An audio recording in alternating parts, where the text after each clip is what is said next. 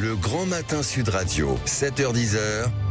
Patrick Roger. 8h09, soyez libre. Elisabeth Lévy, bonjour Elisabeth. Bonjour Patrick, bonjour à tous. Alors vous revenez sur cette proposition de Jean-Philippe Tanguy du Rassemblement National qui veut rouvrir les maisons closes. Oui, alors c'est une idée qui affole le braillomètre et enrage les ligues de vertu féministes. Ne peut pas être mauvaise, Patrick. Cette proposition de Jean-Philippe Tanguy de créer des bordels, pardon de l'expression, sans proxénètes gérés par des femmes ou par des hommes qui se prostituent aussi.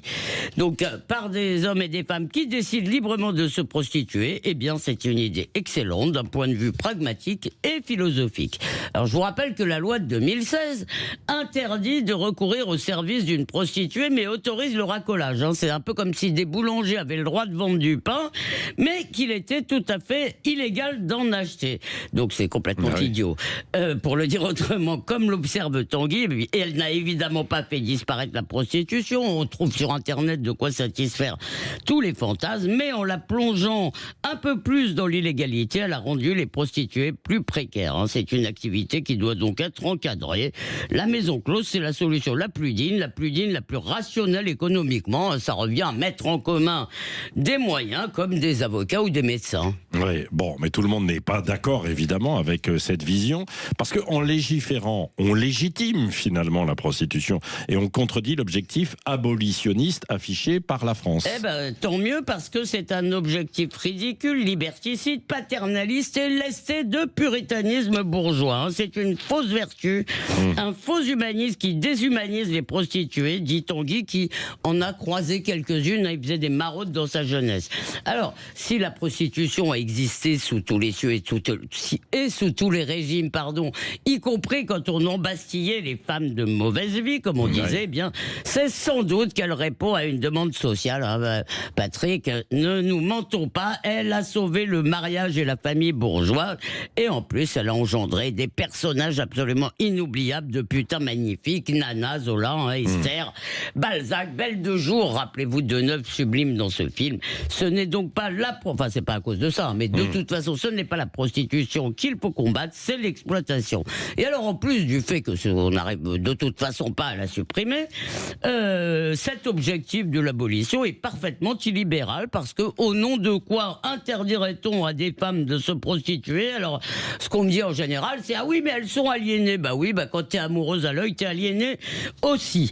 Personne ne peut décider pour l'autre ce qu'est être libre. C'est d'ailleurs pour ça que moi je n'emploie pas l'argument de la liberté des femmes qui se voilent quand je demande des restrictions au port du voile islamique. Je parle de ma liberté, de notre liberté, de ne pas voir ce symbole d'inégalité.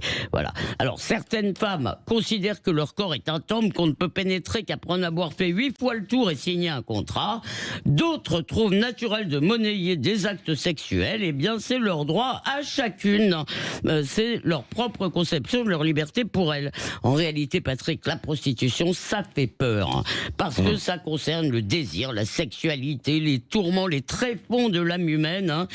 Eh bien, dès lors qu'il n'y a pas de violence, ce n'est pas à la société ni à l'État de décider dans quelles conditions des adultes libres s'adonnent au stupre et à la fornication. En bon français, mêlez-vous de vos fesses. Bon, voilà, mais comme vous l'avez dit, il y a quand même l'exploitation, en fait, beaucoup aussi de réseaux, d'un tas de choses autour de ces femmes. C'est pour ça qu'il faut lutter contre ça et non pas contre la prostitution. Bon, parce est-ce que vous êtes d'accord ou pas d'accord avec ce qui vient d'être dit? Nous en parlerons tout à l'heure dans le grand débrief de l'actualité entre 8h30 et 9h. 0826 300 300. Elisabeth Lévy sera face à Françoise Degois. À mon avis, elles ne seront pas d'accord. Elles n'auront pas la même vision des choses. Et vous, qu'en pensez-vous? Est-ce qu'il faut rouvrir des maisons closes ou alors est-ce une idée absurde?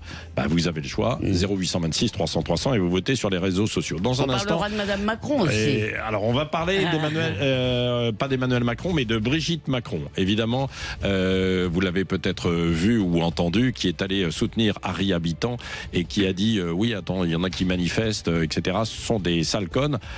Ça fait beaucoup réagir sur les réseaux. On va en parler. On écoutera un petit extrait. Dans un instant, l'invité politique de Jean-François Aquili, c'est Jérôme Guedj, député socialiste. On va revenir sur ce qui se passe à l'Assemblée nationale et puis aussi sur la laïcité qui fête ses 120 ans aujourd'hui, 8h13.